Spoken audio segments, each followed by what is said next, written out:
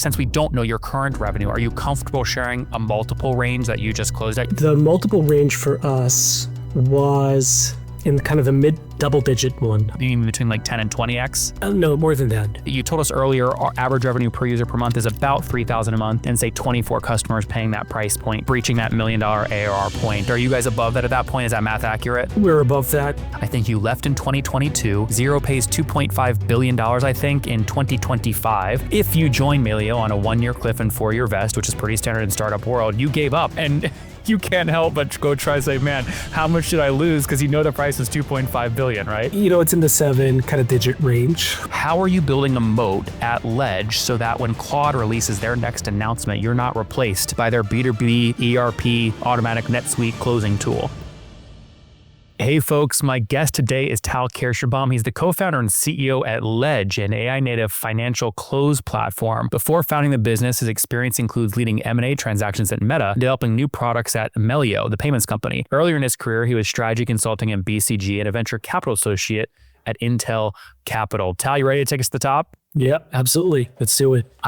I get pitched all the time from folks saying we're financial AI software. You have so intentionally positioned, you use the word close software, which I love, because my first question to these generic companies is, what do you actually help folks do? So tell us more about the business. What are you selling? We work with finance teams at mid-market enterprise-sized companies to really help them automate month-end close, which of course is one of the most kind of repetitive, manual, time-consuming tasks that finance teams struggle with, something that I'm also quite familiar with. We're able to help them get a better sense of how this process is progressing for themselves, their broader team, and then actually able to help them execute tasks within that process by leveraging the engine that we've built and the AI agents that are built on top of it. My research team pointed out to me, one of the trending terms when you dig deep into this space are things like how to use AI with QuickBooks or how to use AI with NetSuite. I could not find, even going over integrations, an Intuit logo anywhere, but you do NetSuite a ton. Am I reading that right? That means you're more focused on the enterprise? Correct. We like to think of it as mid-market enterprise. Starting at a finance team of at least 5 people is usually when it starts becoming a massive project. You've got to coordinate different people. You've got dependencies between different tasks. You've got data that is spread across multiple different disparate data sources. And that is really when a solution like ours is able to add a ton of value to streamline all that data into one single place, and then to be actually able to automate some of those tasks by the use of AI agents. So I want to get in obviously to the growth story, how I came up with the idea, the launch, and how you got to where you are today. Before we do that though, give me some context. Somebody listening today, if they were going to sign up to Ledge, what's your average customer paying you per month or per year today? It's a few $1,000s per month. It's a monthly SaaS fee. We are not a seat-based solution. We think that at this day and age, we're helping teams become leaner and much more effective. We're helping teams be able to support a scaling business without necessarily having to scale the size of the finance team. And so the way that pricing for us is built is really around the complexity of the business, more entities, currencies, distribution channel, a business has to have. Generally speaking, our price point is going to be higher. But aside from that, it really is about how can we help them, those teams, become much more efficient? And how can we essentially get them to a place where some of their engineering colleagues are in today, being able to leverage AI to run the most time-consuming, repetitive tasks that they deal with, and really be able to shift their focus to be more of guiders in this process, back at the place where everyone joined finance wanting to be, which is a strategic thought partner to the business. So it's fair to say you don't upsell by seats. You really upsell by additional product features related to currency or other integration sources. And when you do that and look at your current customer base, the average customer, you said a few thousand. Is it fair to say $3,000 per month is a good average? That is fair to say, yes, it's decent. Interesting. Any pushback on the pricing structure? There's a lot of folks trying to debating, do we do seat pricing? Is it dead in the age of AI? Have you regretted that decision yet? Or are you spot on, you think? No, not at all. If anything, we have, especially finance teams, also somewhat being involved in procurement and dealing with, let's say, cursor-based pricing. Question does come up, are you eventually going to evolve the pricing model and start an agent-based pricing structure? And I think that's something that may happen over the course of time, but at least for now, we try to keep it simple and also predictable and transparent.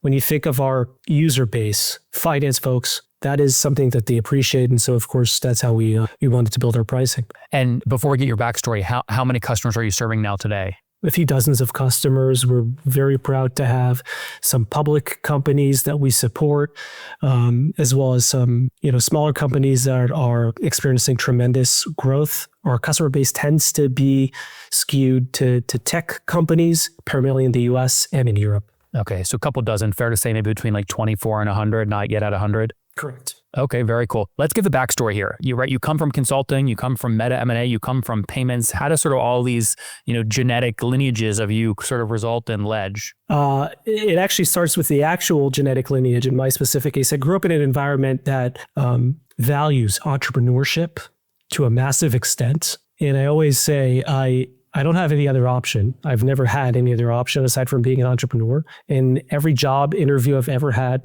in my life, people would always ask me, what's the end game? And I would always say it's eventually to do my own thing. And so I view the different steps in my professional career as ones leading up to my entrepreneurial venture and as ones that are able to better equip me to deliver against that end game in my specific case. What about the Israeli Defense Forces seems to just pump out winning software CEOs? Roy Man Monday. I mean, I could go on and on and on. I've never met, maybe it's because they don't talk about it, but I've never met a failure who came from the IDF. No, statistics are what they are. I think one of the things that tend to generate entrepreneurs or tend to push people into entrepreneurship is necessity. And if you think of a country like Israel where military service is mandatory, that has to do with necessity. And one of the key things that you're taught at a very young age, post-high school, is how can you operate effectively? How can you drive meaningful impact and value,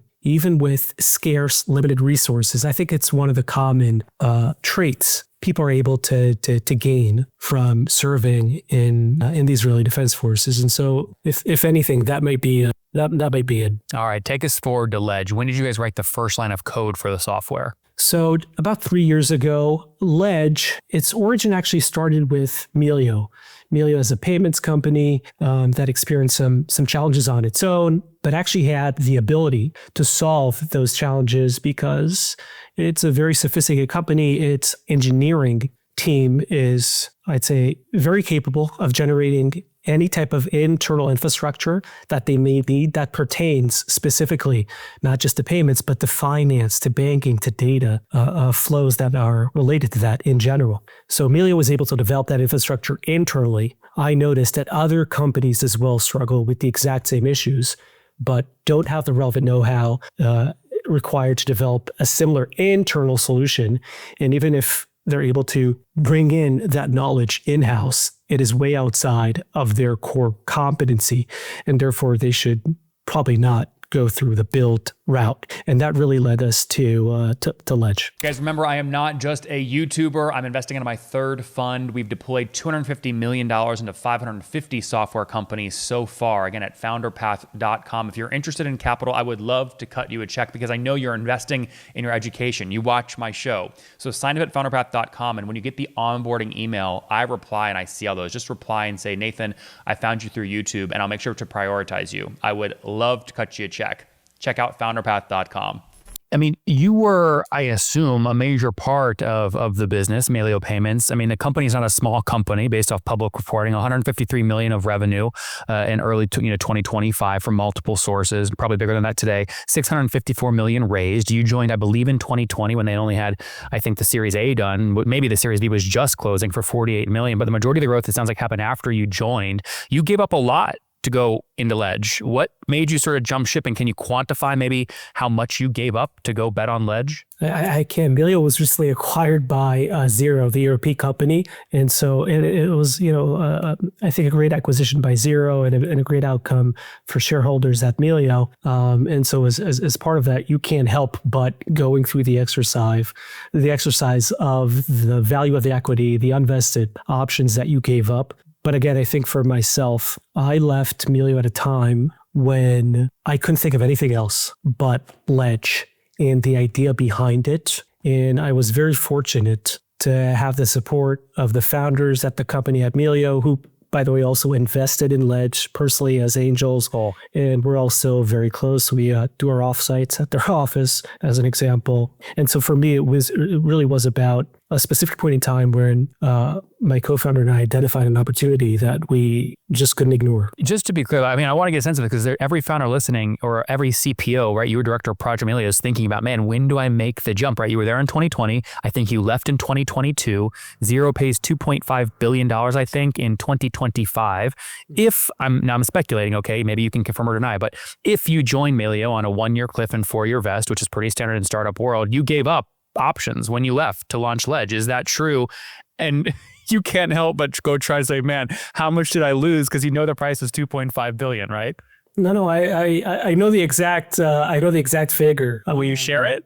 What was the range? It's in the 7 kind of digit range. Okay. So it's definitely something that is difficult to kind of ignore. And yet I'm still hoping and confident that the decision will also turn out to be a fantastic one, also from kind of a personal monetary value as well. But for me, again, it really was much broader than that. I had a ton of belief in Melio, felt that I had added value there, and at the same time felt that I couldn't let the idea of Ledge get away. All right, fair enough. Let's dive deeper into that. 2022, you launched Ledge. Are you sole co-founder? Did you raise on day one? What did the initial sort of cap table look like? So I have a co-founder, a software CTO, who's a phenomenal engineering leader. Spent some time in the Israeli Defense Forces as well, worked at larger companies like Intel and Checkpoint, and then actually joined a few Israeli startups, rose all the way up through the ranks, eventually becoming VP R&D at a few Israeli companies, as well as an Israeli unicorn. So founded the company together with Asaf.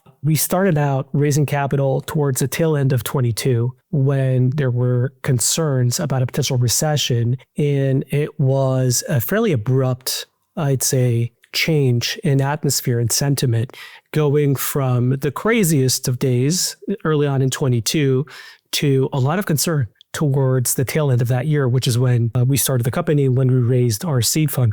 We had, I'd say, a lot of luck in finding a great partner for us with New Enterprise Associates, NEA. And specifically, we teamed up with, at the time, a partner who knew a lot about what it was that we were building, having spent time as an operator himself at Airbnb, building a lot of the financial kind of backbone and infrastructure there. And so the fit that we had with him was tremendous, and we were quite fortunate, I think, in that regard. That was, I believe, closed in February of 2023. NEA lead, Melio, patting you on the back saying, go for it. Vertex jumped in, FJ Labs, etc. Most folks in a seed round are selling between 15, 20% equity. Were you sort of in that same range? Yes, we were.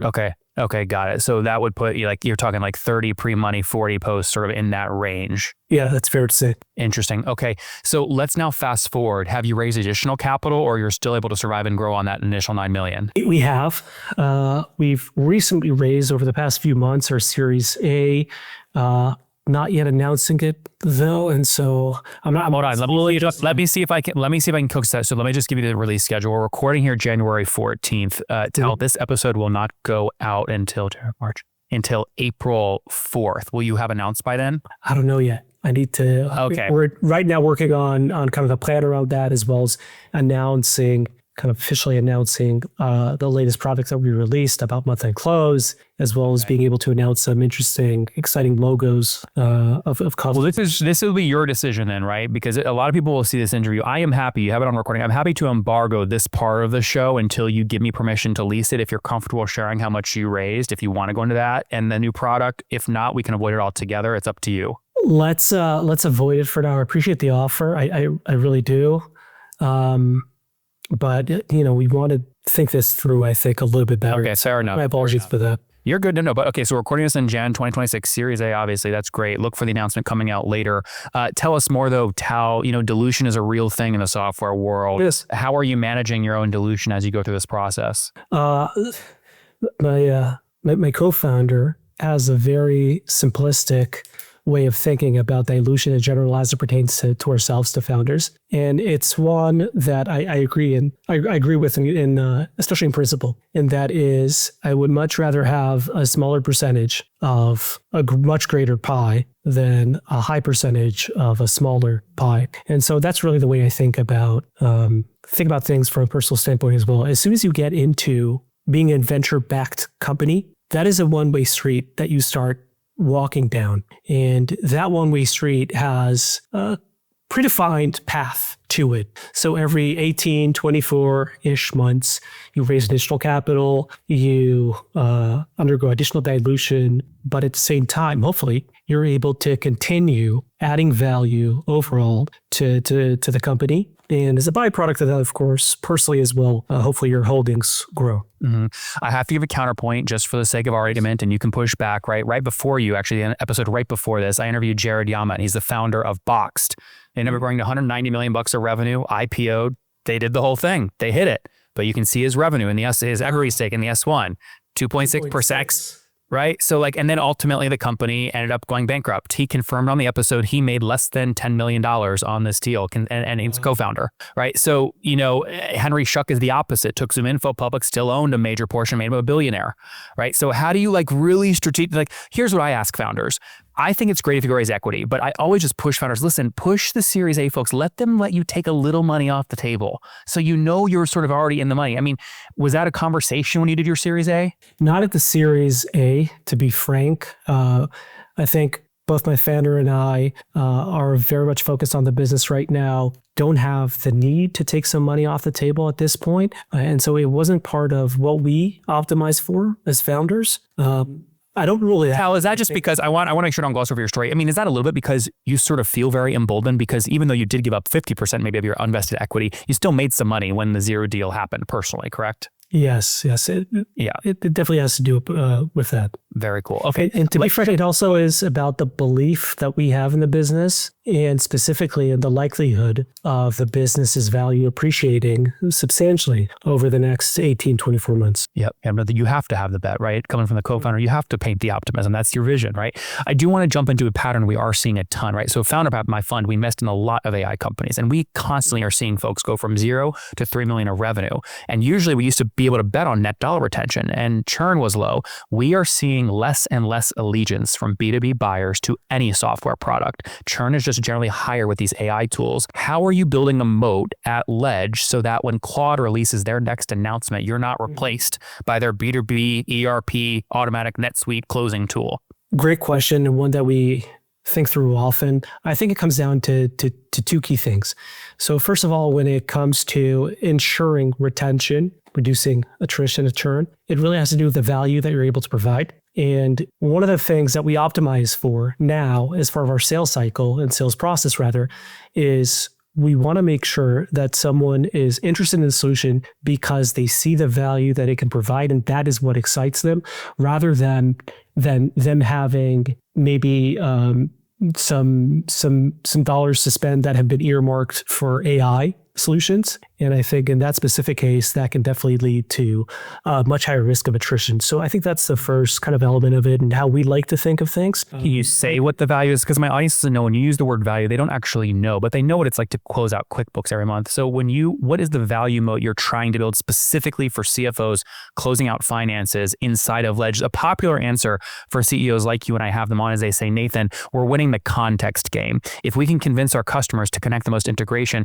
we own their finance brain. And it's very hard for Claude or ChatGPT to just come in and win that. But we're seeing some contraction there too, even. That's not as big as a moat as people once thought. So what is that moat, if you could try to share it? The moat really has to do with a very intense focus that we have on actual painful workflows that are a key pillar in how our users do things. And so that for us is the focus. If you think of finance teams, specifically accounting teams. Can you give us one of these examples? Can we go deep on one of these? Yeah, of course. So let's look at working papers as an example. Okay, great. Working papers are really kind of the key artifact that has to be generated repeatedly every month as part of the vast majority of tasks that would make up the checklist that is month-end close. Developing these working papers historically has to do with pulling in data from multiple different disparate sources, putting it in a spreadsheet, running calculations, formatting it, structuring it, and then actually ending up with an output that is then applicable, that can be ported into your NetSuite, as an example, into your general ledger within your ERP. This is a process that is quite time consuming, is highly repetitive, and yet doesn't always require the level of experience that many of our users actually do have. And so they view this as something that can easily be delegated away from them while still keeping them in the driver's seat, in the sense of ensuring that the AI is not a generic AI, but rather one that has been built specifically for finance and accounting teams. What that means, it cannot be a black box AI. We call our AI output and methodology a glassbox AI, which means everything is not just auditable, but is explainable throughout each and every step along the way, which is a necessity for accounting teams specifically. The other thing about it, which leads to a potential moat here, really has to do with this intense focus, not on broad-based applications, but on a highly specific, highly focused core workflow that is immensely painful. And can Claude focus on that specific use case and try to wage war? Yeah, I think it's highly unlikely, though, for them to do so. Well, look, time will tell. You have to come out on in a year and give us an update on how that plays out. But it's a very active battlefield, as we all know. All right, let's talk a little bit more here. You told us earlier our average revenue per user per month is about $3,000 a month. You said, quote, a couple dozen customers. If we stay conservative and say 24 customers paying that price point, Tal, it puts you at about 70, 80 grand a month in revenue, breaching that $1 million ARR point. Are you guys above that at that point? Is that math accurate? We're above that, mostly in terms of number of customers, but actually also in terms of average ACVs is something that we're seeing to be even higher than that. Is that trending up based off your, if you look at your first 5 customers versus your last newly signed customers, or are you going enterprise? Yes, the more social proof validation you have, of course, the better ability to ask and receive a higher price point. And of course, whenever we expand the product scope, whenever we add additional capabilities, features, they're able to increase the value that our customers get. And that of course, is another side effect. Interesting. I won't push you on where the revenue actually is today, the accurate number, because I wanted to save my question for a different angle, which is founders are saying, Nathan, what do equity markets look like in 2026? There's macroeconomic things happening. What's going to happen to the debt markets with PAL and interest rates, the equity markets? You're seeing the top 5 firms raise 80% of the VC money. Like, what does that mean for valuations?